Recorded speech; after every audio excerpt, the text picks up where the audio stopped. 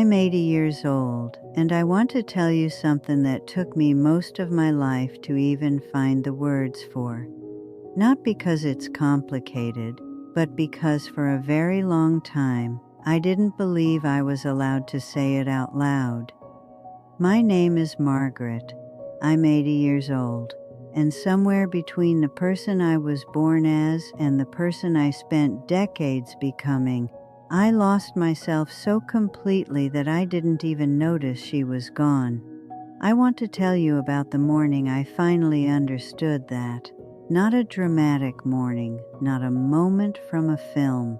Just an ordinary Tuesday, about 3 years ago, sitting in this very chair with a cup of tea gone cold beside me and the strange, quiet feeling that I had been an actress in my own life for nearly half a century, that I had played every role asked of me and played them well, and that not one of them had ever truly been mine. But to explain that morning, I have to take you back much further. I have to take you back to a girl who grew up in a household where love was never in question, but approval was always something you had to earn. My father was a serious man. Not cold, I want to be fair to him. He was present, he worked hard, he came home every evening. But he had a very clear idea of what a good life looked like, and that idea became the invisible architecture of everything I built. The house I chose, the man I married, the way I raised my children, the clothes I wore to church on Sunday mornings. All of it, every brick of it, was laid with one question running quietly underneath. Would this make him proud of me? I was the eldest of 4 children, and being the eldest in our home meant something specific. It meant you were the example. It meant you did not stumble visibly. It meant you made choices that your younger siblings could safely follow because my parents were watching and the neighborhood was watching, and in some way I absorbed very early that my personal desires were a private matter that had no real place in public decisions. I don't say this with bitterness. That's important for you to understand. I'm not sitting here at 80 wanting you to feel sorry for me or angry on my behalf. I'm telling you this because I think many of you have lived inside the same invisible architecture and perhaps haven't yet found the words for it either. When I was 19 years old, I wanted to study literature. I had read everything I could get my hands on from the age of 8. Books were the only place I ever felt entirely like myself. I would stay up past midnight with a torch under my blankets, not because I was a rebellious child, but because whatever world I was living in inside those pages felt more honest than the one I woke up to every morning. I wanted to study it. I wanted to spend my life inside language and story and the way words could hold a human being's whole interior life in just a single sentence. My father sat across from me at the kitchen table when I brought it up, and he looked at me the way he always looked when he was choosing his words carefully. He said, and I remember this with perfect clarity, he said, "Margaret, that is a lovely interest, but it isn't a foundation." He said it gently. He wasn't dismissing me cruelly. He genuinely believed he was protecting me, and I, being 19 and thoroughly trained in the art of earning his approval, folded the whole dream up very quietly and put it somewhere I couldn't easily reach. I studied education instead. I became a teacher, which I want to be honest about. I was good at it, and there were real moments of meaning in it, and I don't want to reduce an entire career to a consolation prize. But it was not the life my 19-year-old self had chosen. It was the life she had agreed to. And there is a difference between those two things that I did not fully understand until I was much, much older. I married at 24. His name was Robert.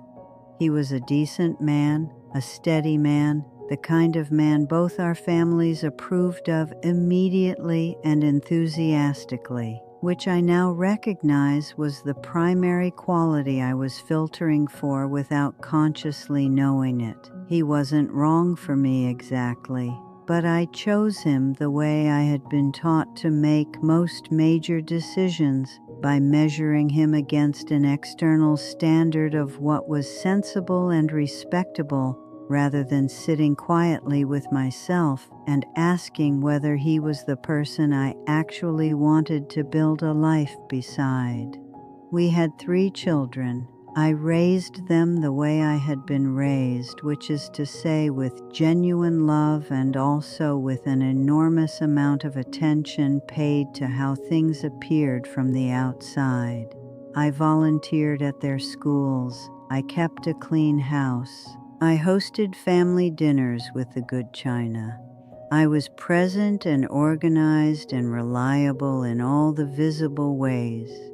And if there was a version of me underneath all of that who occasionally felt like she was standing slightly outside her own life looking in, well, that was not a thought you sat with for very long. You had dinner to prepare and children to collect and a reputation to maintain. And the quiet restlessness just became something you carried around without examining it too closely. I think about a particular evening when my youngest daughter was about 9 years old. She came to me while I was washing dishes and she said very simply, "Mom, what do you like?" And I remember laughing and saying something about liking a tidy kitchen and a good cup of tea. She shook her head and said, "No, I mean, what do you actually like? Like for yourself?" And I stood there at that sink with my hands still in the water and I could not answer her. I genuinely could not find a single honest answer. And she was 9 years old, and she moved on within 30 seconds because children do, and I carried on washing the dishes. But that question stayed somewhere inside me like a small stone I kept stepping around for the next 30 years. Robert passed away 11 years ago, and grief is its own education. You cannot describe it properly to someone who hasn't been through it. But one of the things no one tells you about losing a long marriage is how disorienting it is to suddenly have no one else's preferences to organize your days around. Robert liked dinner at 6. Robert liked the television in the evenings. Robert liked certain things a certain way, and I had spent decades quietly arranging the texture of our daily life around his comfort. Not resentfully, just habitually, the way you do when someone else's rhythms become the rhythm of the house. And then he was gone, and the house went quiet, and I sat in it and realized I had absolutely no idea what I liked.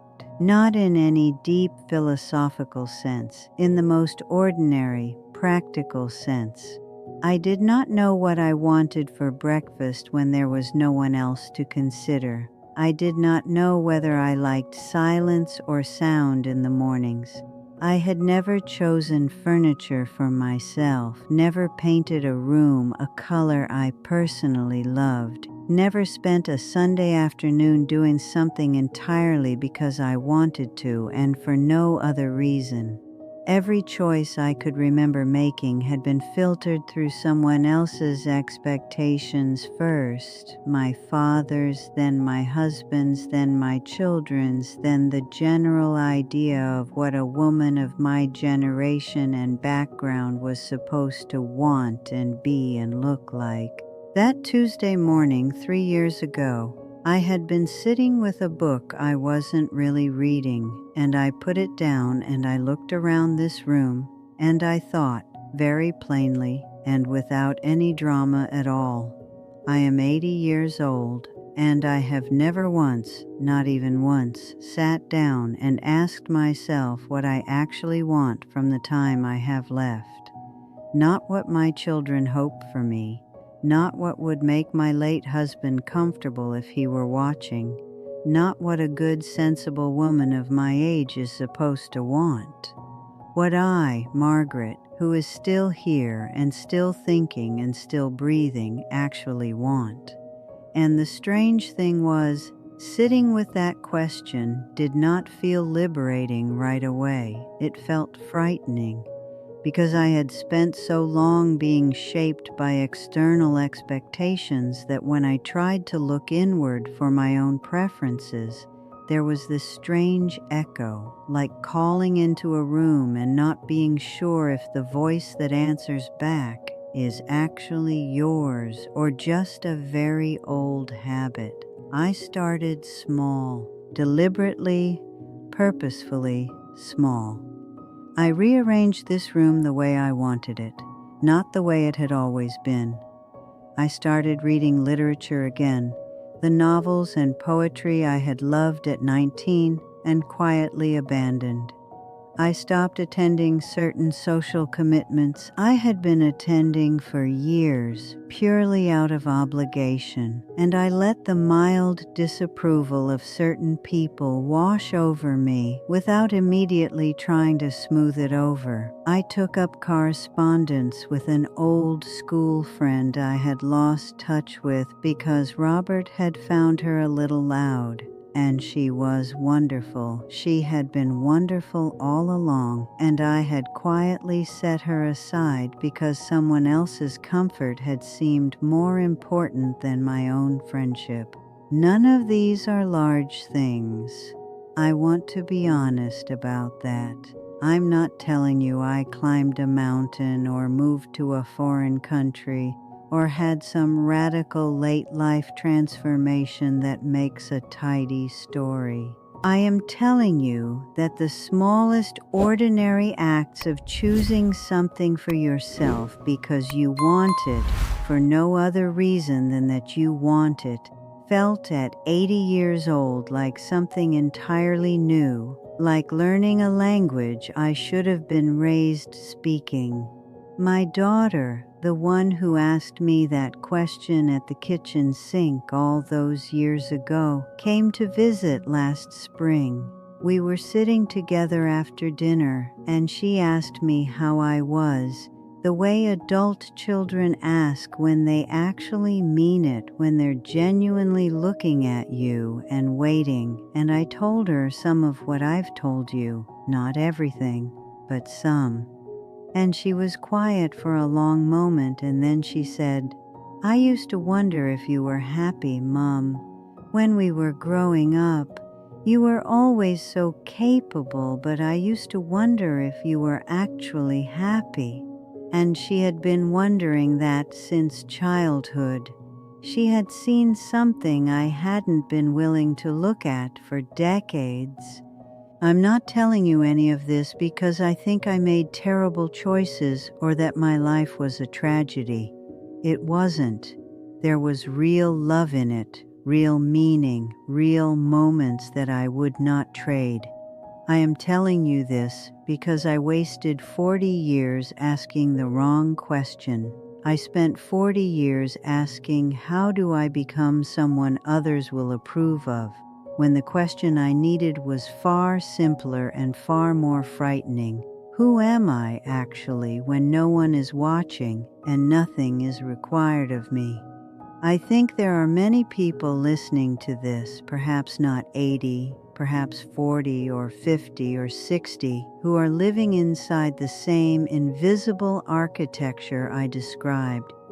Choosing the career that makes sense on paper, maintaining the relationship that looks right from the outside, wearing the version of yourself that keeps things smooth and comfortable for everyone around you, folding up your real preferences very quietly and putting them somewhere you can't easily reach.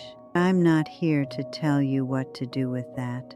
I am 80 years old and I have learned enough to know that I have no business telling anyone how to live. But I will tell you what I wish someone had told me when I was young enough to do something larger with it. I wish someone had sat across from me and said, "Your desires are not a distraction from your real life. They are your real life. The things you genuinely want, the things that make you feel like yourself, the person you are in the quiet moments when no one needs anything from you, that person matters. She is not secondary. She is not selfish. She is not something to be managed and tidied away. She is the whole point." I'm 80 years old, and I am still slowly learning to ask her what she wants.